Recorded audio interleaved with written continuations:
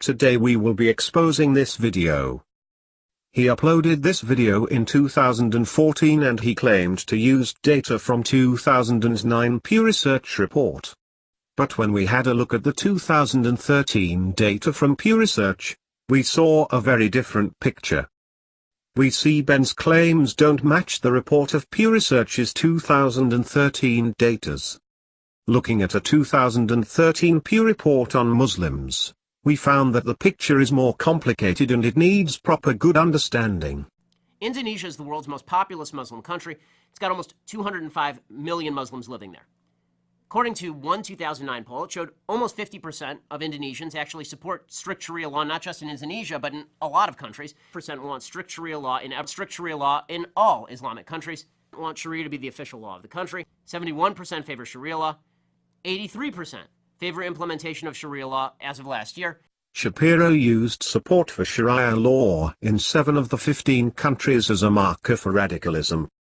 But Sharia law or the law of Quran don't really promote or support terrorism.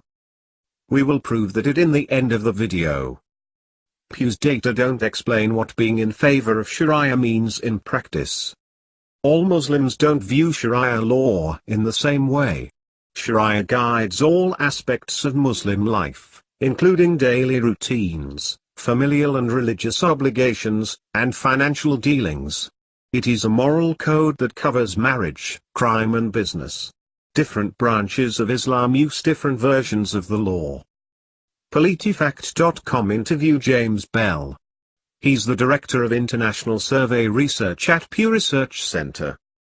According to James Bell, many Muslims will say they want religious judges deciding family or property disputes. But ask them about corporal punishments for criminals or the death penalty for apostates, and support drops off considerably. Bell said, "The key takeaway is that Muslims differ in what they mean by Sharia and how they want it applied." And 70% blamed the United States, Israel, or somebody else for 9/11. So, you make that calculation, it's about 143 million people who are radicalized. To get to 143 million radicalized Muslims, Shapiro took the 70% of Indonesia's Muslims, who blamed someone other than Al-Qaeda for the 9/11 attacks. Wow!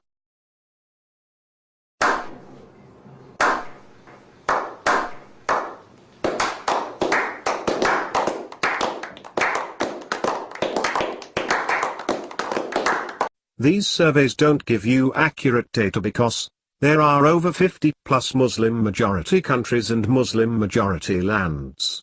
They don't have same views or same cultures.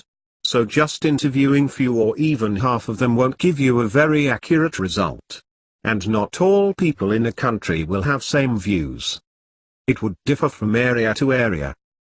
For example, people of Vermont and people of Texas don't have the same views. So only interviewing few people from Vermont won't give you a result that you can generalize over every Americans. Same goes for those Muslim-majority countries. And a lot of time, people whom are being interviewed don't know much about the questions they are being asked. For example, a lot of Bangladeshis don't clearly know much about the Jews, because they don't have any Jews there. Like a lot of Americans don't clearly know the difference between an Arab and an Afghani. So if you go out and ask them what's the spoken language in Afghanistan, a lot of Americans will say it's Arabic. But if you are a tourist and you visit Bangladesh, then you'd see they will be very nice, warm and welcoming. So these surveys don't give you an accurate view of the people of those countries. Bangladesh. Not a country you tend to think of as Muslim, but there are 149 million Muslims living there. As of 2013, just over a quarter said suicide bombings or targeting of civilians was sometimes justified. As I said, Pew's data don't explain what being in favor of Sharia means in practice. The same vagueness is present in the numbers on suicide bombings and other terrorist attacks. If I were a Muslim living peacefully in tribal Pakistan, and a drone blew up innocent members of my family in another collateral damage horror, damn straight I'd feel justified in trying to strike back. That might make me a terrorist. It wouldn't necessarily peg everyone who understands my motivations as a dangerous radical, much less a would-be member of Al-Qaeda. Most of the victims of terrorism are Muslims themselves. A lot of terrorist attacks took place in mosques. Last year ISIS bombed a mosque and killed 235 people. I didn't see anyone to change their profile picture for those innocent unarmed people.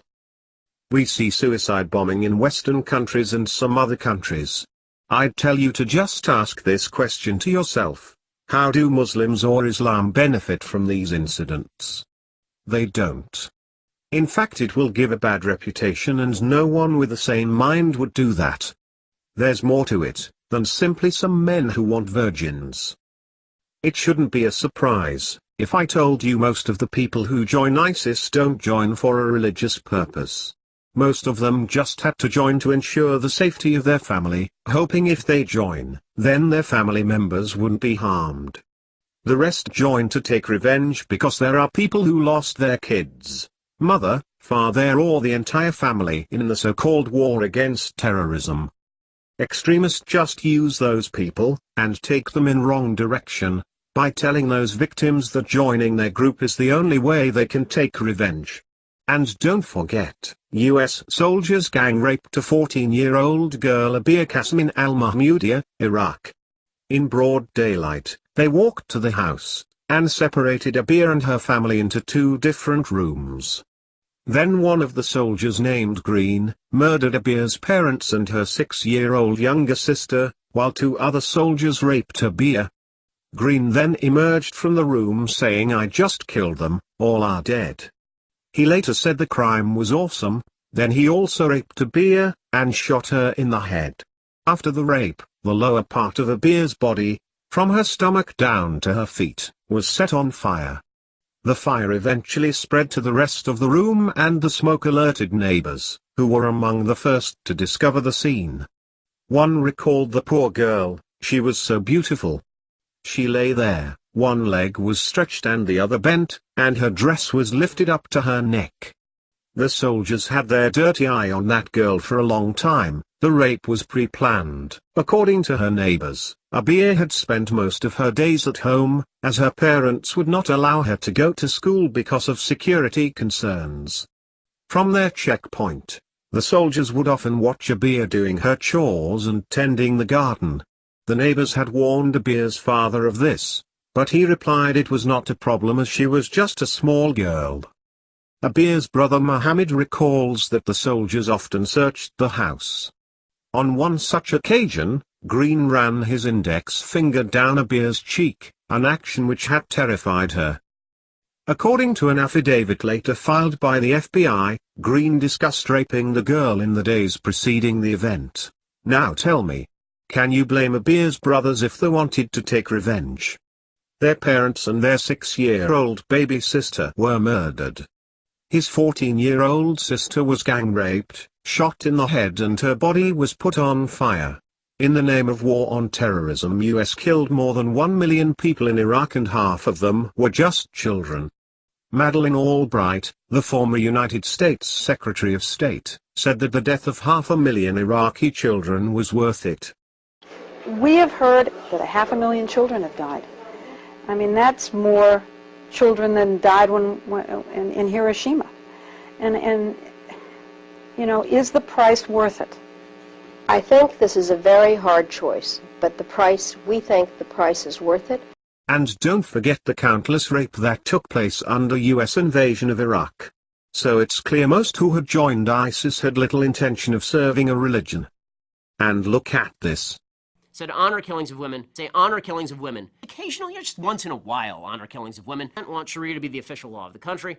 And 2/3 said honor killings of women can sometimes be justified. He kept saying honor killing of women.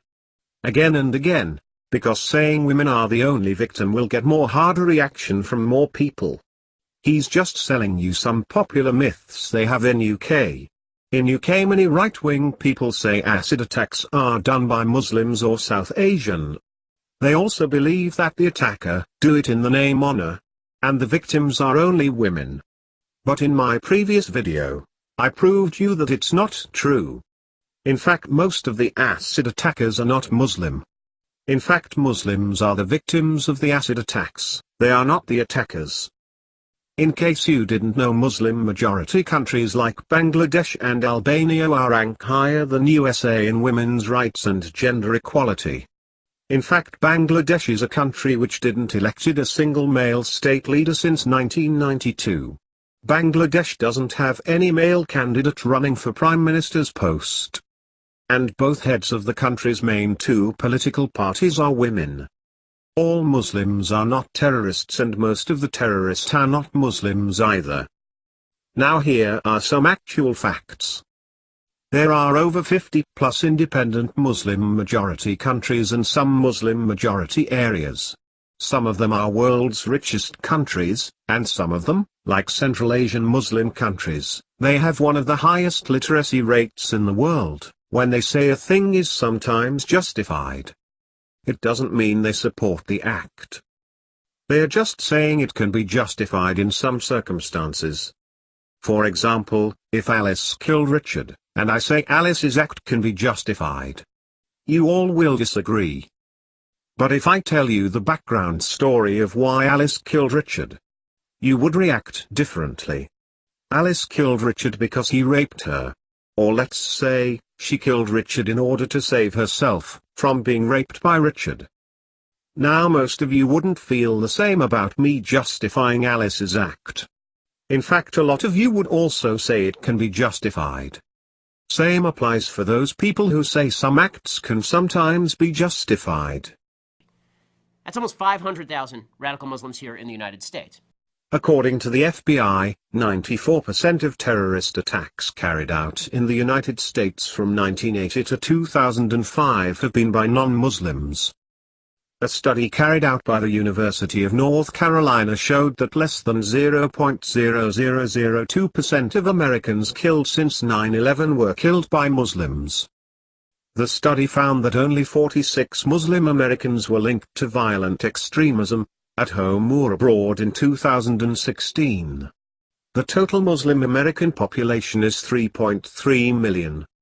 Of those 46, only 24 were actually implicated in a concrete terrorist plot, the others did things like attempting to travel to Syria to join ISIS. Those 24 plots claimed 54 lives, the vast majority of which came in a single attack. The Pulse nightclub shooting in Orlando, in which 49 people lost their lives. So that means only 6 people died and the other 23 actually implicated in a concrete terrorist plot.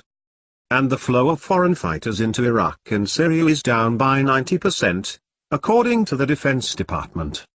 Based on these numbers, and those of the Consumer Product Safety Commission, the average American is more likely to be crushed to death by their couch or television than they are to be killed by a Muslim. Americans were more likely to be killed by a toddler in 2013 than they were by a so-called Muslim terrorist.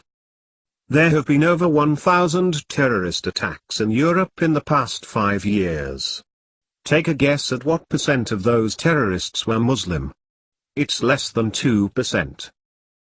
If you take a religious look at terrorism, then we see it's un-Islamic and anti-Islamic, considering the fact that most of the victims are Muslims. According to Sharia law or the law of the Quran and Sunnah, you cannot attack someone unless they have attacked you first. Let's say they attack you and you attack them back. Even after that, you are still not allowed to attack their women, children, priest, animals, trees, crops, places of worship, travelers, elderly, sick and physically or mentally disabled people. Do not kill any child, any woman, or any elder or sick person. Do not practice treachery or mutilation. Do not wish for an encounter with the enemy. Pray to God to grant you security, but when you are forced to encounter them, exercise patience. Do not uproot or burn palms or cut down fruitful trees.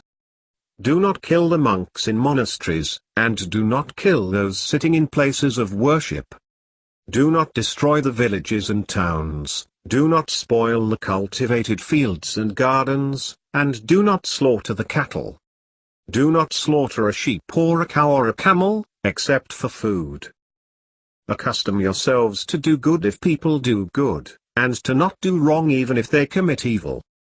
Prophet Muhammad, peace be upon him, advised war leaders saying, don't exaggerate, or betray or mutilate, and in another hadith the Prophet said, don't torture people.